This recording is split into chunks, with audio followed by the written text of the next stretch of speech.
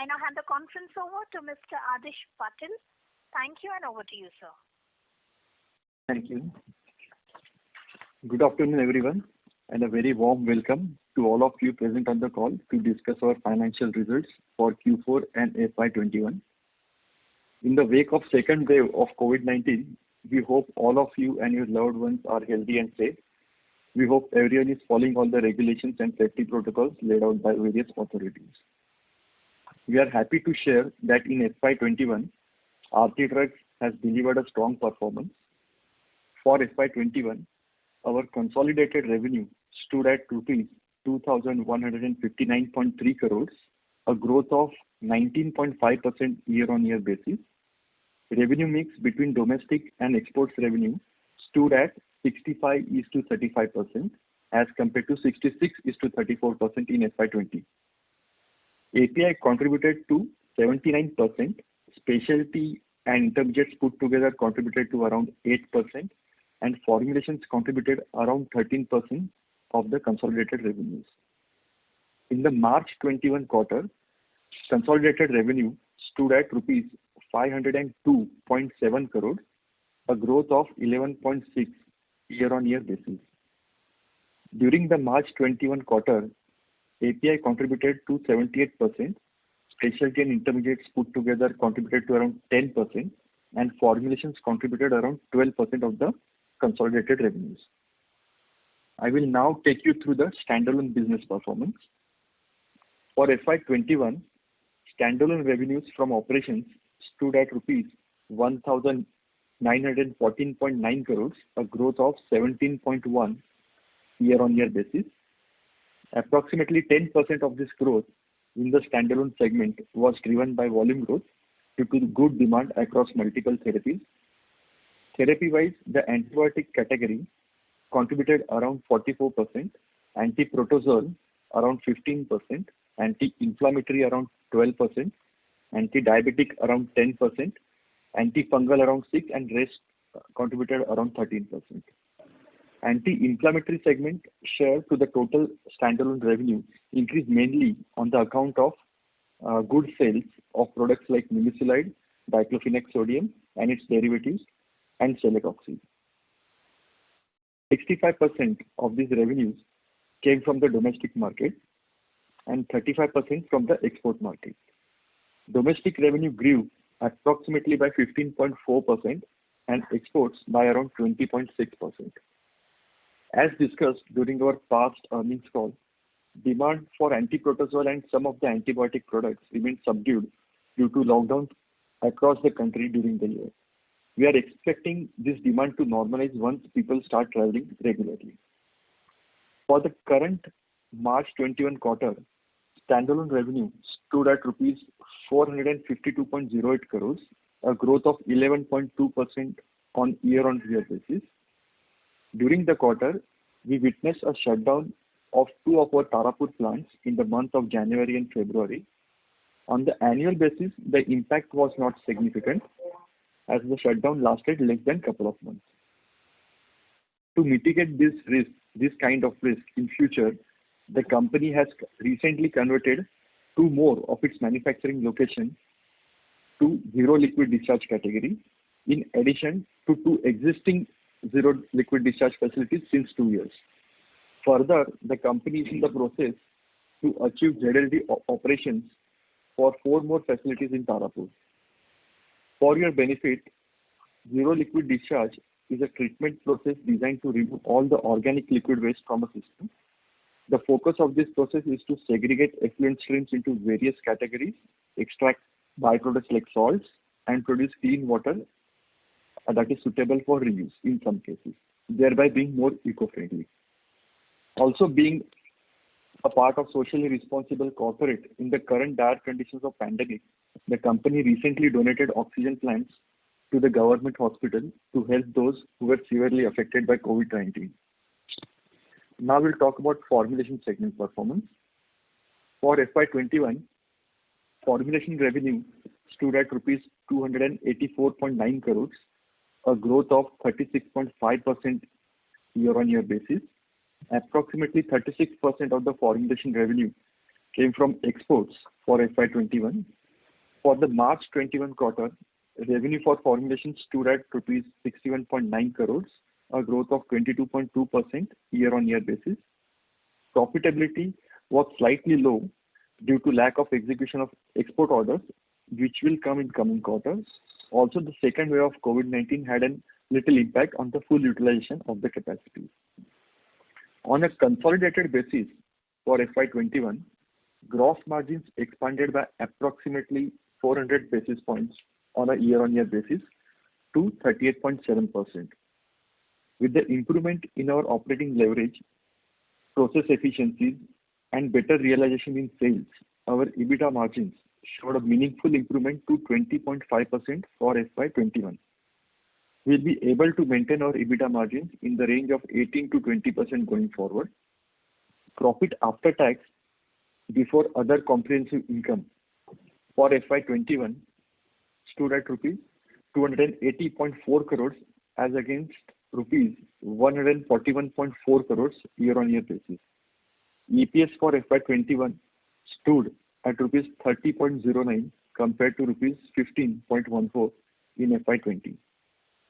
We are very confident in strengthening our top-line performance further in FY 2022 based on the incremental capacities which would be available in near future. For Q4 FY21, EBITDA grew 13.3% YOY to rupees 81.9 crores. EBITDA margin expanded to 16.3%.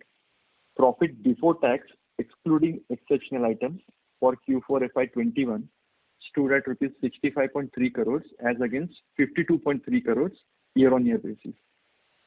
Our balance sheet continues to remain robust. Our gross debt stood at 344 crores, of which 187 crores would be the term loan. Our net debt to equity ratio improved to 0.38x from 0.6x in FY20. However, our leverage is expected to increase slightly to some extent as we continue to ramp up our capacities through greenfield and brownfield capex. Nonetheless, lower cost of debt is expected to augment our return ratios further. Return on equity for FY21 stood at 35.8% as against 23.7% in FY20. Significant improvement in ROE was led by better process efficiencies, lower interest cost, and robust growth in profitability due to better realization in selling prices. Our pre-tax ROC, return on capital employed, stood at 34.2% as against 20.4% in FY20. Net operating working capital requirement was little higher on the account of higher RM inventory level. We are taking steps to reduce it, and in the coming quarters, you will see the results in terms of working capital requirement. The company incurred a capex of rupees 88 crores in FY21, and we are planning a capex of tentatively 550 crores over a period of 3 years for backward integration and capacity expansion. The majority of this capex will be done over the period of next 2 to 3 years and would be mostly funded through internal accruals. We are expecting an asset turnover of 2 to 2.5x on this investment once the entire capex is completed and utilizations are at full potential. Credit rating agencies like ICRA and CRISIL both have reaffirmed our debt credit rating on long-term facilities to AA- with a stable outlook and A1+ for the short-term facilities. The strong credit rating will further allow us to cut down our rate of interest, which in turn would reduce our interest outgo, thereby improving our ROE further. In line with our shareholder payout policy, we have announced a share buyback worth rupees 60 crores and a dividend of rupees 2.5 per share during last financial year. The board has approved a share buyback of 60 crores in March 2021, which is currently ongoing. Cumulatively, we have distributed approximately 195 crores in the form of dividend and share buybacks over the last 6 years which includes the ongoing share buyback as well. Our strategy to invest in backward integration has played a pivotal role in our strong performance. While the industry is facing supply chain issues due to the constraints of supply coming from China, our operations are largely unaffected due to these disruptions on the account of backward integration. We will continue to invest in backward integration to be self-reliant for various input materials and KSMs going forward.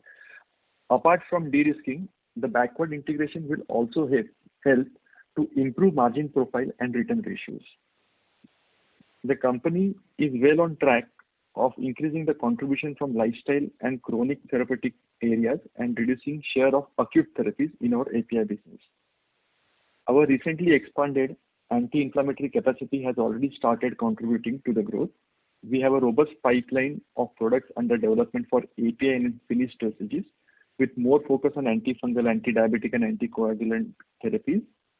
The company is also in the process of commissioning a new production line for anti-diabetic products. In fact, we have already commercially launched one of the anti-diabetic products as of now. In addition, brownfield expansion of one of the antibiotic products would also be completed shortly. We remain committed to explore more opportunities in the regulated markets with enhanced data integrity and automation. As far as US FDA is concerned, we had a recent dialogue with the authorities for one of our products for additional data. However, due to the recent second wave, our plan for mock audit by an ex-US FDA inspector slightly got delayed. We can now begin with the Q&A session.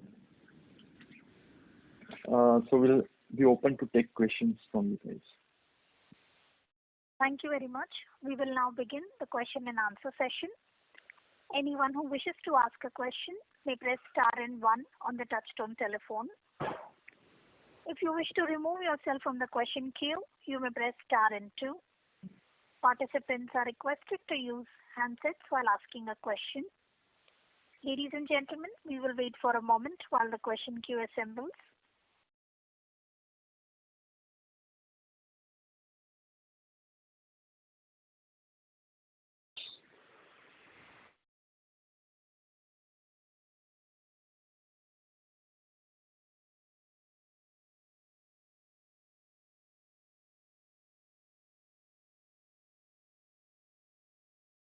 The first question is from the line of Shanti Patel from Shanti Patel Investment Advisors.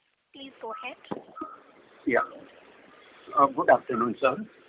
Now, this capex, which is spread over a period of 3 years, will result into how much increase in the turnover? Mr. Patel, so this is the conference operator. There is a airy disturbance coming from your line, sir. No, because of the cyclone, little bit disturbance will be there, but I am trying. Now, is it okay? Hello? Are you getting my voice? Yes. Yeah, I can hear you. Yeah.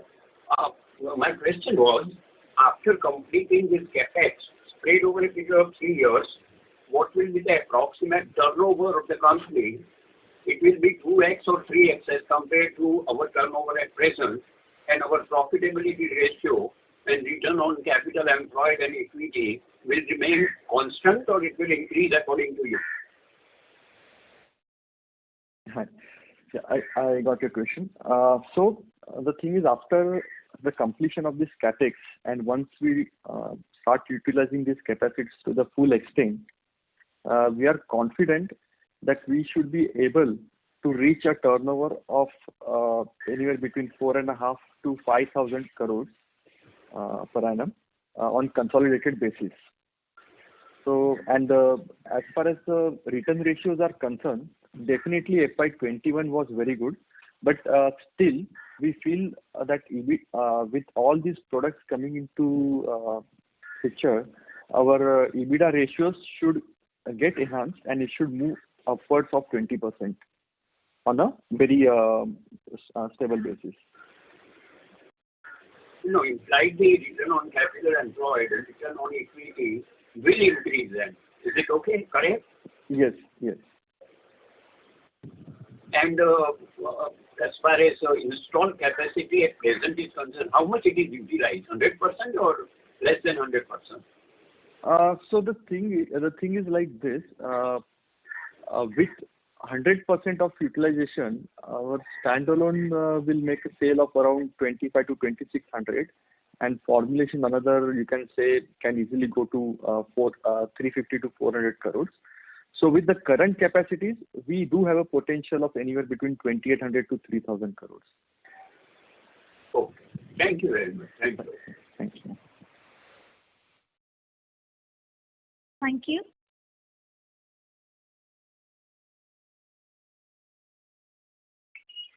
The next question is from the line of Runjhun Jain from Nirmal Bang. Please go ahead.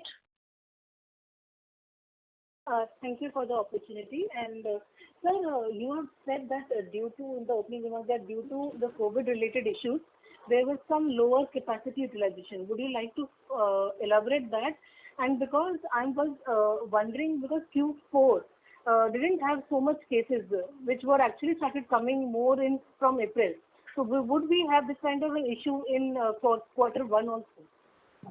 Yeah, as far as the API capacities are concerned, means for the month of April and till half of May, we did not have any shortages in production due to COVID. But on the formulation side, I will like to ask Vishwa to comment on it. Yeah, on the formulation side, we've also in the quarter, in the Q4, we did not have any production-related issues because of COVID. It was, in fact, more of a demand, lower demand in the Q4. However, in the current quarter, in April and May, we have faced severe manpower issues due to the COVID-related issues. So you are saying that because of the COVID-related issue, there was lower demand in Q4, which led to the lower profitability? As far as formulations is concerned, there was a lower demand, which was due to a higher stocking. The stock levels were kept higher in the domestic market overall, which rationalized in the Q4, and due to which there was a fall in demand in Q4, which again picked up in April. For APIs, Adish can comment. So Q1 is normalized now? Q1 is normalized, yes. Great. Sir, can you give also some outlook about the growth, sales growth about the next year? You are saying that the new facility is coming up, so what kind of a growth we can see in the coming year? Yes. So on the API side, on the standalone business, there are few incremental capacities which are coming up. Nothing too meaningful if you compared to the greenfield capex which we were talking about. But still, we are targeting a growth of around 10 to 15%, a volume growth of around 10 to 15% in the coming year. That's only for APIs, right? Only for API I'm talking about, yes. Yeah. And sir, on formulations would be? So for formulations, in this financial year, all our increment would come from our existing capacities only, as well as in formulations, we do have a substantial business from our contract manufacturing site. So we are estimating revenues in the range of around 330 to 340 crores in the coming financial year.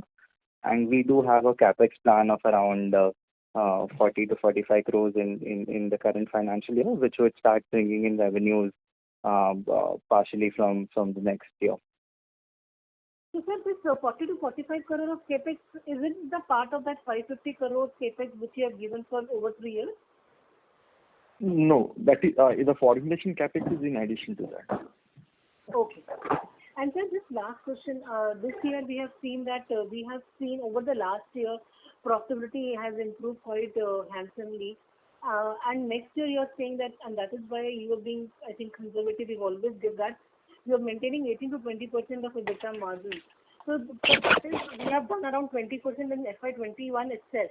So you are saying that we might see some pressure on profitability in FY22? Thank you. Yeah, I mean, we are just being conservative. There were few instances in the March quarter, in the late March quarter, of few of the raw material prices going up on the account of some shortages in terms of one of the suppliers going down in a particular product. But then, with the streamlining of supplies, some of these prices which have gone up should ease down. That is what we are expecting. But just to be on a conservative side, we are saying 18 to 20% is fair enough to estimate or expect. Thank you, and best wishes.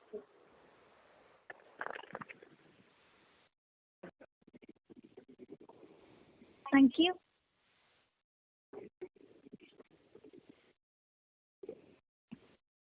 The next question is from the line of Lakshmi Singh from Athena Health. Please go ahead. Yeah, hi. Thank you for the opportunity. So my first question is, I wanted to know why the promoters' holding have been decreased by more than 2% in the last 2 years. Can you give some idea about it? Yeah. So it hasn't decreased significantly as such. And the thing is, some extended families might be selling their shares, but the core promoter families, they are not selling much. So there is nothing like a decided plan of reducing the holding, because maybe one of family, because of the cash flow requirement, might have sold a little bit. But overall, there is no such systematic selling in promoters. Okay. So is our debt to equity ratio has been same, or is it increased in this quarter? Debt to equity ratio? Yeah. Debt to equity ratio has improved quite a lot. In fact, in the history of the company, I think it should be the lowest. It is 0.38 right now. Okay. And can you tell the reason for decrease in sales in Q4? Yes. So, as Visha told, on the formulation side, a little bit of demand aspect was there. But on the API side, it was mainly on the account of lower utilization also. So there were a few pollution-related issues in the Tarapur region, because of which our capacities did suffer in Q4. The utilization was only 64%, which usually is very high for us. So that was the main reason why the sales were low in Q4. But to reduce that risk in future, what we have done is that particular unit which faced shutdown, we have already converted that into zero liquid discharge operation, and we already got the permission also from NPCB for operating as a ZLD unit, and we have applied for 3 more. So and we have already started operating as zero discharge units. We have to get the formal letter from them, but as far as operations are concerned, the new 4 units are already converted into ZLD. Okay. As you mentioned that we are opening to a few more facilities also. I was saying that a couple of more existing facilities only. That also we are converting into zero discharge in near future, maybe in couple of months to quarters time. And we have just installed few equipments related to that in Tarapur region. Okay. Thank you so much. Thank you. Thank you. Ladies and gentlemen, please limit your questions to 2 per participant. Should you have a follow-up question, would request you to rejoin the queue. The next question is from the line of Abdul Puranwala from Anand Rathi. Please go ahead. Yeah, hi. Thank you for the opportunity. So my first question is with relation to the geographical mix in FY21. So as mentioned in the presentation, North America sales have gone up from 7% to 11%. So would you throw some light on why this increase was there, considering that the plant is still not approved? Yeah, so there are a couple of reasons to it. One is we also sell specialty chemicals and intermediates to US, North America. And another thing, Mexico is also part of North America continent. So I guess that is why you might be misled. Okay. And so just one more question on the product under development. So under the formulations, could you throw some light on what could be the opportunities on the diabetes and the anticoagulant products, what is under development? Because if you see as per your guidance, not much is getting built up for the next 2 years. So from when do we see contribution from these products coming on stream? So the anti-diabetic products we have already launched one of the product at commercial scale. But what we have done is our plant is yet to be commissioned because of the high demand from the marketing side. We were not able to take a small shutdown required to convert that to start commission that facility. So we have taken that in one of our another multipurpose plant as of now. But then this product will give at least 100 to something about 100 crores of revenue potential might come from this new capacity. And we are also expanding our existing products through this debottlenecking. So that is why around 28 until at least for the API and intermediate and spec chem business, around 2,600 crores of sale can be reached with whatever capacities which will be available for FY22. Okay. So my question was specific to the products under development and the finished uses, where there are 5 products on anti-diabetes and 3 on anticoagulant. Was more to, I think, do with this thing, API, I think. There might be some mistake. But Vishwa, there are 2 under development. Yeah, we do have anti-diabetic and anticoagulant products under development, and some are under filing. However, these are for regulated markets, and the patent expiry, the generic launch for these products is 2023 and onwards. So we would expect commercial sales for these products to kick in after mid of 2023. Sure, thank you.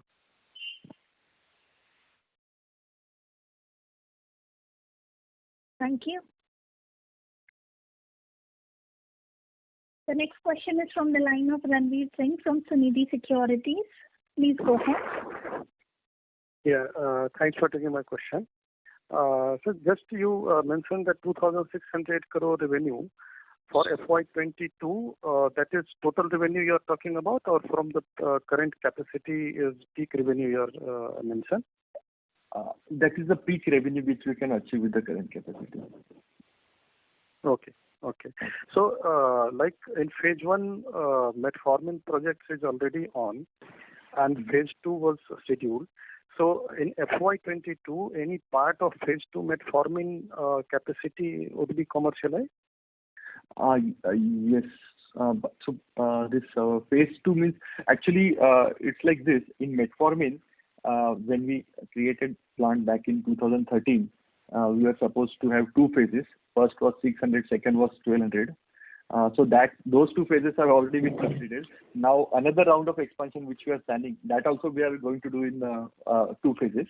So of that first phase will be done by the end of this financial year, most probably. So phase 1 metformin capacity is already contributing to revenue, right? Correct. So it around 1,000 to 1,100 tons per month of capacity is already there. Yeah. So what you said that will by FY22? Yeah. So what we are planning to do is we are going to scale up this 1,000 tons to 2,000 tons per month by the end of this year, and then after 3 years it will be scaled up to 3,000 tons per month. Okay. And secondly, for buyback, what is the rationale for this small buyback? Because already we had it in our balance sheet. So how does it, help us? So it is a part of our shareholder payout policy, which is around 20, anywhere between 20 to 30% of PAT. So that is the reason why we announced this buyback. Okay. And last one, if I can, you have already given EBITDA margin guidance, but can you give a gross margin guidance also? Because I believe that new capacity may have some higher overhead. Gross margins, difficult to give right now, but I would say it will be anywhere near about 36% or something like that, 37%. Okay, that's it from my Okay, side. yeah. Thanks. Thank you. Thank you. The next question is from the line of Umang Shah from AMSEC Life PMS. Please go ahead. Sir, thank you for taking my question. Congrats on a good set of numbers. Sir, the first question was, you have some multi-purpose plants also and some capacity which is for specific products. So if you could talk about the asset turns and unit level economics for both the kinds of plants, it would be very helpful. Thank you. Okay. Yes. So, Umang, it's like this. So, you're correct that we do have multi-purpose plants also. I would say around 80% of our revenues must be coming from dedicated plants. So in dedicated plants, we run only those products. In multi-purpose plant, what happens is products with similar reaction chemistry can be manufactured in the same plant by taking a changeover. But the problem is, whenever we do a changeover under the regulatory aspect, almost 5 to 7 days are lost in the cleaning process and everything of the product changeover. So the efficiency of the plant keeps on going down as the number of changes increases. That is the reason why whenever the product is big enough, we always go for dedicated capacity. Possibly to start off with the product, we might start with multi-purpose plant because we might want to test the waters as far as marketing is concerned. And then ultimately as the product grows, we convert that into a dedicated facility. Right. This is very helpful. Sir, I asked because you have one of the best asset turnovers in the industry, from what I understand, and also the asset turnover, the new capacity which is coming up, which is 2.5 times. Is it working capital included or it's just on fixed assets? It is on fixed asset actually. And with working capital, how much would it be, if any indication? So typically working capital is very roughly around 25 to 26% in our business, or 25 to 26% of the sales. So you can do that calculation. Got it. Yeah, I can do that. Yeah. And sir, just last, if I could squeeze in, was sir, regulation-wise in your export market in last 5 to 10 years, have you seen any changes? Are they getting better, stricter, stringent? Anything on that would be helpful. And do you sell on tender basis or do you have your own distributors? Yeah, for the API business you're asking, right? Yes. Okay. So as far as regulatory aspect is concerned, it has definitely become more and more strict over the last 5 years. In lot of cases like genotoxic impurities, photostability studies, then your recently that NDEA, NDMA impurities, elemental analysis. So lot of new studies are coming up as far as API manufacturing is concerned. So so API manufacturing is becoming more and more difficult and a very skilled job. The kind of specifications pharmacopoeia requires as of now is very, very stringent if you compare the same with 10 years back. So as far as regulatory aspect is concerned, definitely it has become very strict. It is in a way good for people like us, established players like us, because it will reduce new entrants. It becomes that much difficult for a new player to enter into a newer molecule. So it is good for us. You asked another question, right? Yes, sir. I just wanted to know if it's tender based, how much is tender based, and how much do you sell to your distributors? Yeah. So as far as export business is concerned, it depends on the country. So if in a particular country, if the customer base is fragmented, then it is through distributors. If the customers are large enough to have their own, to ship their own consignments, like in a container, half container load, then it is always a direct business, because those kind of customers prefer to do a customer base is fragmented, it is through distributors. Got it, sir. Yeah. Thank you so much, sir. Thank you. Thank you. The next question is from the line of Sagar from Edelweiss. Please go ahead. Hi, Adesh. No, Sagar. So of the capex that you mentioned, 550 crores coming up over 3 years, what is the capex that will come on stream in FY22? As in put to use will be very less. because these projects will go on, and they will be put to use in FY23 most probably. But there are few, like anti-diabetic small expansion is there, then antibiotic small expansion is there, and then we are also expanding a chlorosulfonation product at our Tarapur plant. Those three projects, mini projects you can call, they will happen in this financial year itself. In fact, the chlorosulfonation capacity which I'm talking about, it is almost to the tune of around 400 tons per month. Got it. And can you quantify what was the loss in sales in Q4 due to the regulatory issues? Yes. So regarding that pollution issues, if we take our utilization of capacities and compare Q4 actual production with our Q2 productions, and anywhere between 60 to 80 crores we must have lost. Perfect. Yeah. Thanks, Adesh. Thank you. The next question is from the line of Nimish Mehta from Research Delta Advisors. Please go ahead. Yeah, thanks for the opportunity. One thing, if you can let us know how many intermediates are we manufacturing for our own consumption, or in other words, how many of the APIs that we manufacture are backed up by our own production of intermediates, and the plan that we have in terms of capex, is that the backward integration, is that also towards more captive consumption, or it's more towards sales in the open market? Yeah. So the plan which we have for further expansion is for both captive as well. Many of it is for captive consumption, so it will be a part of backward integration, and some of it will be selling outside as well. And as far as the previous question was concerned, that how much backward integrated, or in how many products we are backward integrated. So this top 14 to 15 products which we manufacture, they are contributing almost to around 88 to 90% of our total sales, or total standalone sales. And in all these 14 to 15 products, we are at least equally or more backward integrated than our competitors. So you can say almost this 88 to 90% of the sales is backward integrated. So, is it fair to understand that all the KSM required for the 14, 15 products are manufactured by us? So it is more like this. So if you can go n number of steps behind, but the logic to go behind is that first of all, you should be more backward integrated than your competitors, than your peers. That is the first rule. And second would be the KSMs which you are procuring, there should be multiple manufacturers available for that KSM, so that there is enough competition among them, so that you can get that KSM at a good price.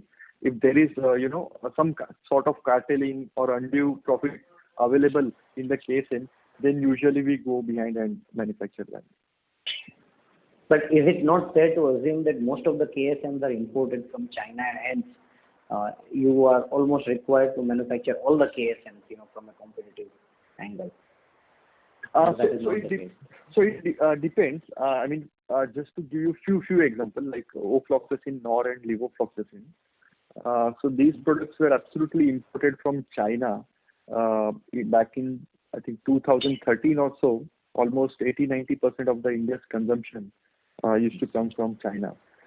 So when we launched this product, we launched, along with the OS, means the acids, whatever acids which are required as an intermediate to manufacture this product, that capacity will also be launched in India. But definitely, if you say the raw materials required for those acids, yes, some of them are coming from China. But then in spite of that, as of today, we are proud to say that almost 80 to 90% of the India's consumption is happening through our Indian capacities for these three APIs. So it all depends upon the competitive landscape. That is how we decide. And there are few intermediates which we are supplying to China as well. Few intermediates and the APIs. So that is also there. Wow. And lastly, is it fair to assume that intermediate is a bigger opportunity than API, or wherever you can manufacture intermediate even for API, only there we can see an opportunity? Is that a fair understanding, or how would you put it? Yeah. Definitely we have seen ample cases in the market where intermediate manufacturers have done really well. What we believe in is that specialty chemicals, that line of business we feel is more attractive. Reason being, it has a lot wider application in terms of end use. So that is the reason why we are looking into this chlorosulfonation products. And we have been already doing those products since last 20 years. Now just that we are going through a better route, better continuous process. So now we'll be scaling those products like 10 folds than what current capacities we have. So that is the route where which we are following for expansion. Right. So that will be beyond pharma as well. The target customer would be beyond pharma as well. Yeah, some of them are pharma, some of them are beyond pharma as well. Dyes and intermediates or pigments, colors. Understood. Okay. Thank you very much. Understood. Thank you. The next question is from the line of Kunal from Valum India Discovery Fund. Please go ahead. Thank you very much for the opportunity. I wanted to understand. Sorry to interrupt, sir. Your voice is not audible, sir. Yeah, is it better? Yeah. Yes. Yeah. Thank you very much for the opportunity. I wanted to understand, just wanted to have the split of the capex in three silos. So how much would it be for greenfield, brownfield, what will this and backward integration? Okay. I will slightly answer your question in a little different way. So the brownfield expansions or whatever debottlenecking incremental capacity enhancement which we do, for that and that will include our maintenance capex as well. So all this put together, we are keeping a very rough budget of 50 to 60 crores per annum for this kind of capex, maintenance plus brownfield.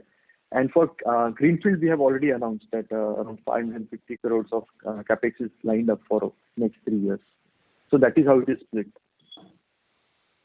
Okay, so I could, please correct me if I'm wrong. So I think 500, you're saying 500 to 550 crores is for the greenfield capex, and the rest is some amount is for the brownfield and maintenance. Is that the right way to look at it? Correct. Yes, that is what I said. Okay. And got it. And regarding gross margin, do you expect any major pressure, I would say, pressure on the gross margin because of the raw material prices are moving up? Harit, would you like to answer this question? Yeah. Actually, this last March, April onwards, prices some of basic chemicals have moved up considerably due to shutdowns and closure of one or two major plants in US and Europe. So we expect these to cool down in next couple of months. So we are feeling that there will be a pressure for at least first 2-3 months in this year, but eventually selling price also will go up accordingly because we'll pass that whatever increased price we'll pass it to the customer. So with net to net basis, 1 or 2 months we'll be suffering, but otherwise we'll catch up once the price stabilizes. Sure. And just wanted to understand, could you give us an understanding? So regarding the greenfield projects which we are setting up and which will come on stream in the next 3-4 years, 2 to 3 years. So what is the product basket which you are targeting there? You mentioned that you're targeting specialty chemicals where you already used to manufacture those products and now you're increasing the capacity, and and the specialty chemical facilities will be able to come up on stream much quicker because the regulatory requirements of approval would be lower. So could you give us an understanding, other than these specialty chemicals, what else is there which you're targeting in terms of these new products for the new capex? Yeah. So broadly, this greenfield you can split into 4 categories. One is the expansion of our current anti-diabetic product as such. This is a big expansion in a very big way. Then there is one product which also goes as an intermediate and API in few of the applications like for skin treatment. And then there are a lot of intermediates which we will be captively consuming, and along with that we'll be also manufacturing its allied intermediates which we will be selling outside. Then there is a huge capacity of chlorosulfonation products which is coming up.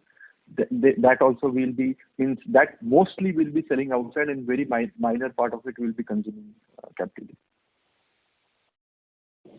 Got it. Understood. Understood. That is very helpful. All the best. Thank you. Thank you.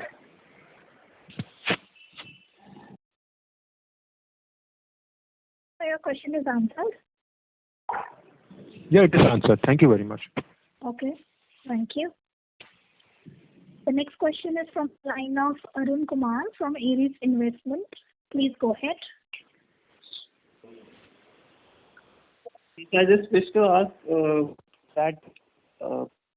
what is your forward outlook on margin side and revenue side? Because earlier you had stated that due to your this pollution, in the months of January and February, you had problems with the production. I suppose that must have been overcome in this quarter. So, what are your plans ahead? Yeah, so definitely our because of the higher production, the operating leverage should definitely help us in improving the margins in the coming quarter. No doubt about that. So that but it will definitely push the margins on little higher side. Okay. Because of higher utilization. Sure. And what about revenue front? Like how much growth do you expect? Revenue front for the entire year. So we are targeting 10 to 15% of volume growth for next year. Sure. That's all I would like to know. Thank you. Thank you. Thank you. The next question is from the line of Deepen Seth from Crystal Investment Advisors. Please go ahead. Hi, thanks for the opportunity. I have a question which is more of a strategic issue that I can't figure out at your company, and perhaps you can, provide some clarity on this. From what it seems to me, and I must confess, I'm not very familiar with the business, but it seems to me that you are, say, close to about 80% of the business is in the manufacture of bulk drugs, from a new perspective, 78, 79%. And to the best of my understanding, none of these products, while some of them might be specialty, but none of these products are, patented products. They're mostly generics, or almost all of them would be generics. Right.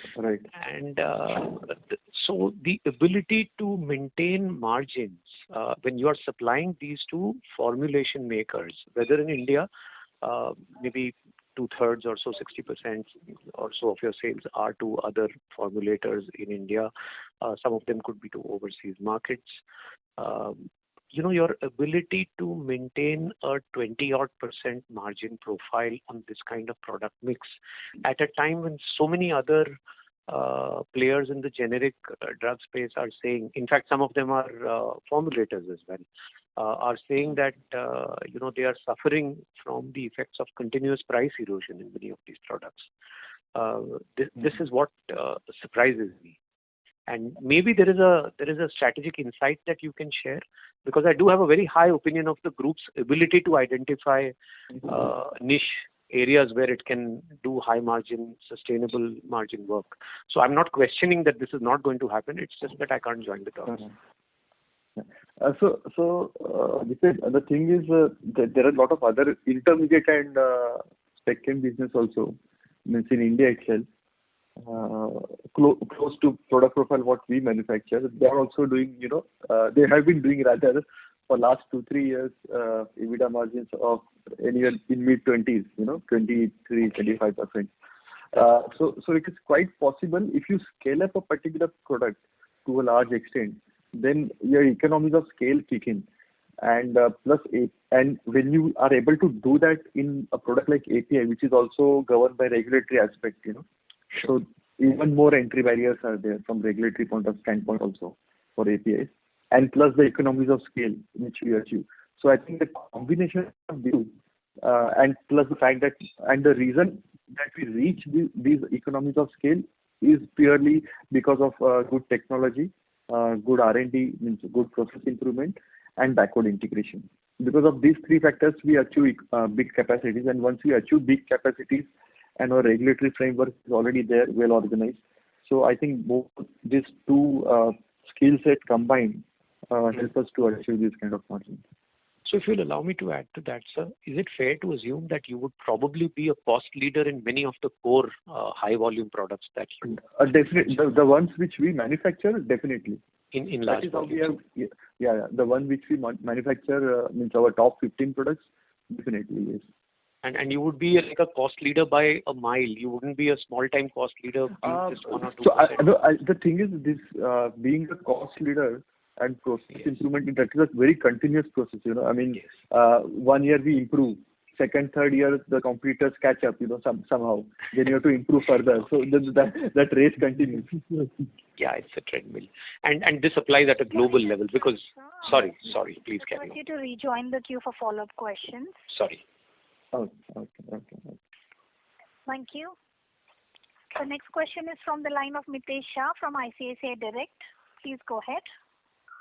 Thanks for the opportunity. I just have a couple of questions. First of all, is zero discharge too expensive that we lost around 60-70 crore type of sales, and then we have decided to do the zero discharge? And if it is not and it's required for us, then when we can do the zero discharge for all of our plants?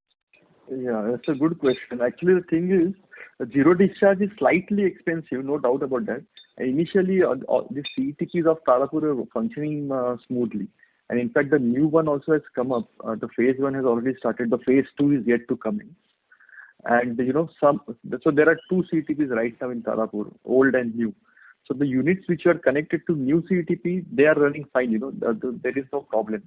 But the one which are connected to old CTP, which was not performing properly, there we face little bit of issues in terms of production.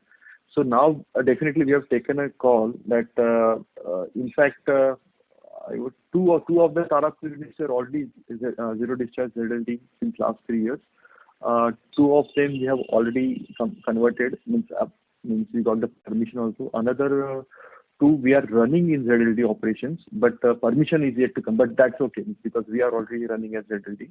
And 2 more units we are looking forward to do in a couple of months or 1 quarter's time.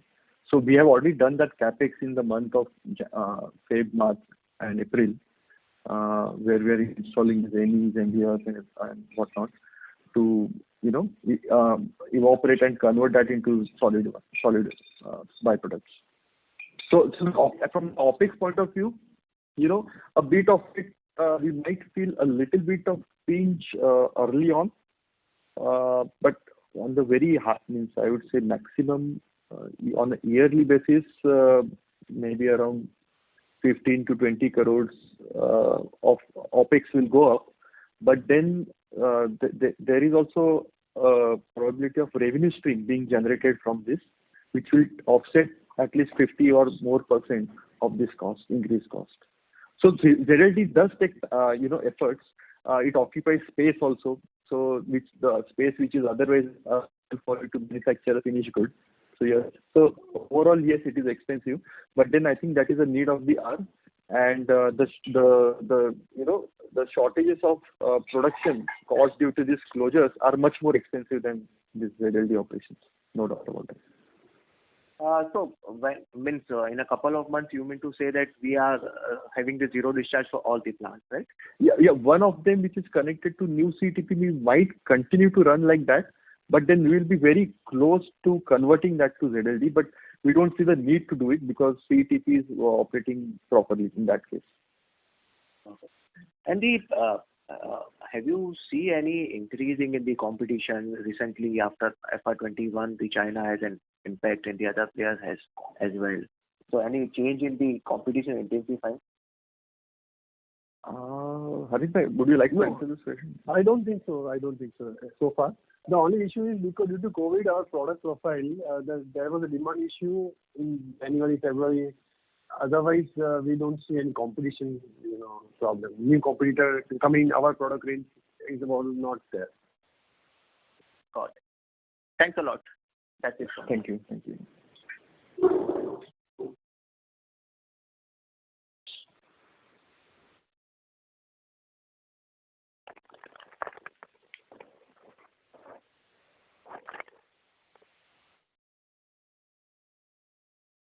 The next question is from the line of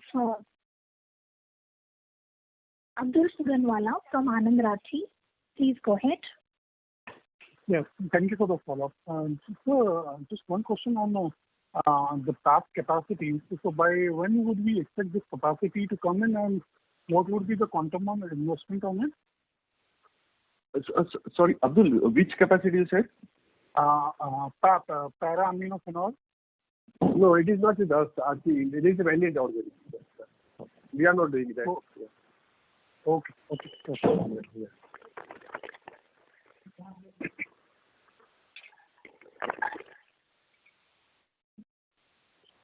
Your question is answered?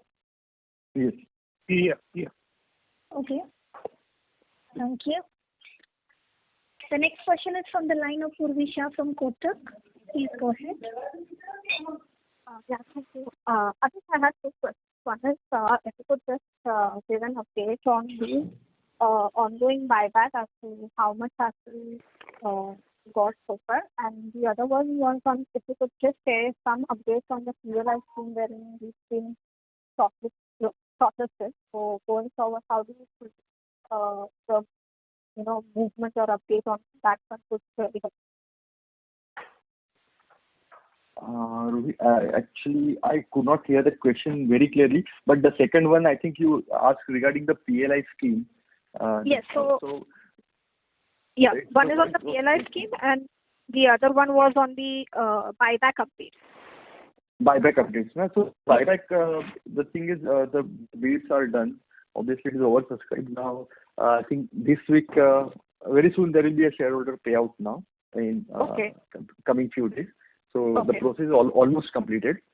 And as far as PLI scheme is concerned, the government recently announced, they came up with one more notification recently. They have mentioned 3 categories and 3 groups. Right. 3 categories of product, 3 groups of companies. So we fall in category 2 and group B. So where the outlay, that way it is not huge. It is just, I think, 2,200 crores for our group. Spread over 6 years. So it is like 10% of the selling price for first 4 and then 8 and then 6%, something like that. Right. And the conditions what they have mentioned are the capex about 250. That anyways we were supposed to do. So that anyways we are going to do. So satisfying the conditions is absolutely not an issue for us. But then the details of that scheme is not yet out. So we don't know the intricacies of that scheme. So once it is out, we'll come to know.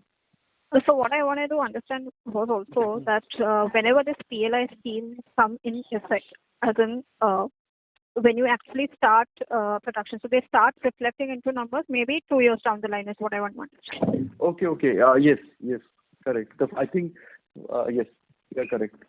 Correct, right? Yeah. So there's nothing that is on concrete at the moment. So whatever comes after FY24 only. I think FY23 is the first year for the previous PLI scheme, I think. Right. Yeah, and the newer one, I think, for the newer one, also they have mentioned FY23, but then they might come with rectification. I don't know. So what I'm trying to say is that for RPA trucks, when does it start reflecting into the numbers? Yeah, possibly 23 or 24 onwards. You're correct. This year it won't be there. Right. And the other thing, just wanted to reconfirm on the raw mat front that since we've seen a lot of starting raw materials and supplies from China where the price increase has been quite significant. But we know that mostly for a quarter or two we are protected. But what after that? So are we? So how's the situation panning out? Is all I want to understand, because there are only few players who are getting affected and the others are not getting affected. So just wanted to understand what is the myth. Yeah. Harish will answer your question. Yeah. So it depends on the product mix also. Depending on the product mix and normally now what China has done, if there are 2 or 3 producers, they just made a cartel and increase the price. If there are more than 3 producers, then it is difficult to form cartel even in China. So and whenever Indian producers start thinking to produce that product, they want to make money for next 2 years, because Indian companies start making they will take 2 years to perform that produce that product. So they typically attack those products like PAP, para-aminophenol, or DCDA. Though price has almost doubled more than last year. So there are many other products, and they want to make very fast money, and then they will, once Indian company starts producing, they want to dump. That is the strategy. That's what we see now. So basically it's just sabotaging the India plans. Yeah.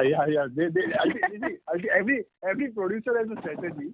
If the Chinese producer now have revised that strategy, a lot of Indian companies have started producing intermediates, chemicals, Right. Yeah. Right. So basically, just would like to understand your thoughts on that. Whatever the PLI schemes that the government has,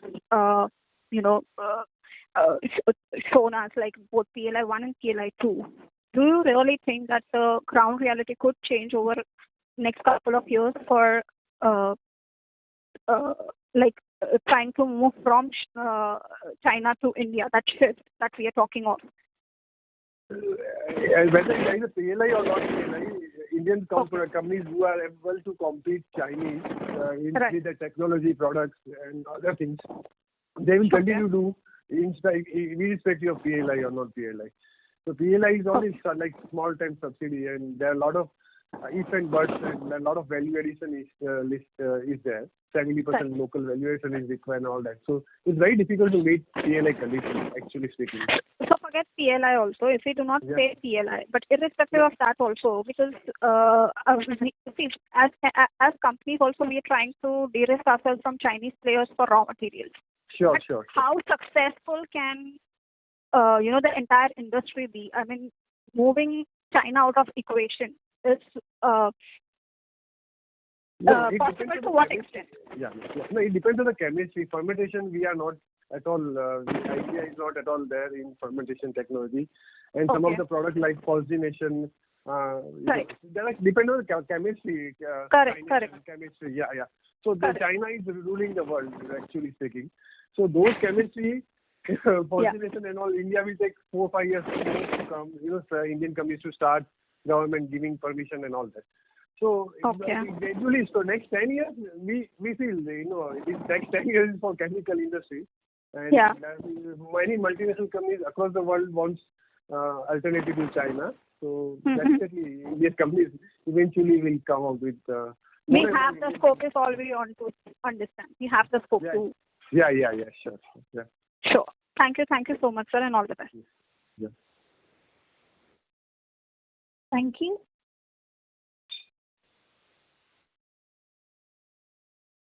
The next question is from the line of Imran Khan from Ratnatraya Capital. Please go ahead. Am I audible? Hello? Yes. Yeah. Okay. Good. So just wanted to understand, what is happening in terms of pricing, especially on the API side. Let's say compared to, Q4 FY21 compared to Q1, Q2 and Q3 of FY21. So how's the pricing is in the recent quarter? Pricing is more or less stable, but raw material prices have gone up due to shutdowns, and as discussed earlier, there are some basic chemical prices have gone up, and some intermediate case and from China has gone up. So eventually, we will take. We also increase our price. So it is a just short term. There will be an issue, but otherwise, longer term, we will be able to pass on that cost to the customers, basically. So there has been I understand that there has been a cost pressure, but the prices are same, right? I mean, there is no much difference in the pricing. No, many products prices have gone up. Like many API prices have gone up recently, depending on the cost, basically. All right. No, thank you. That's it from my side.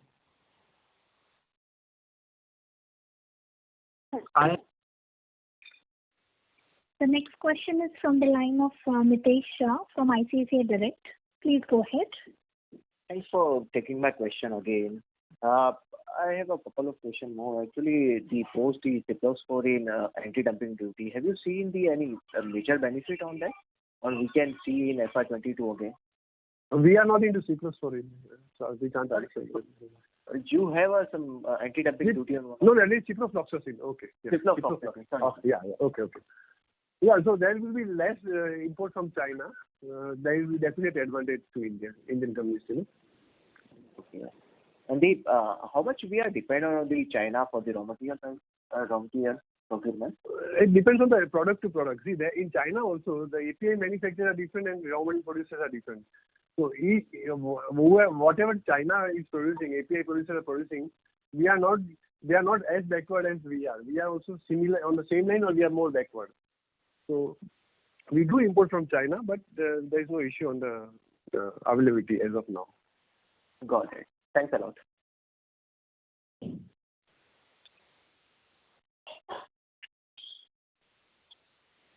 Thank you.